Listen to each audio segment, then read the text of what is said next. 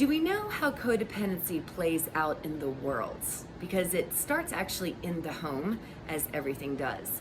But we have a new kind of problem on this land because everybody's more concerned about what everybody else is doing, that they don't really have to take personal responsibility for themselves. And let me help you out with that. It begins with a thought like this. I need you to be able to do something that I think is correct, according to my judgment, in order for me to feel good. Okay, that's codependent. If I believe that you need to heed following mask orders or vaccines and all that stuff in order for me to feel safe, then I have given you all my power. I have literally said, I am at your will and to go cray-cray and to get upset if you don't do these things that I think you should do. And that's where we have a problem on the land, because in our own personal lives, we actually believe that outside forces and behaviors of other people have a bearing on our emotional state. And if that is true, then that means we're in big trouble. And that is the reason why we have all kinds of problems outside our home fronts.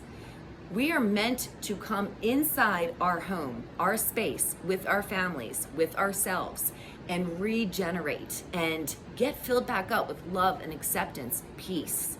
And that, first of all, comes from a faithful place. So if you have that in place, then you're going to be that much more connected when you come home. That's to gird yourselves up so that when you leave your front door, then you go and face the world. What's happening, however, is that most adults and likely parents are not recognizing that they still have some of their own childhood wounds that are coming up out of them sideways. So if they can't control the children or the hubby and they feel out of sorts because the chaos around them is infringing upon any kind of inner peace, how do you think they're gonna do when they go outside?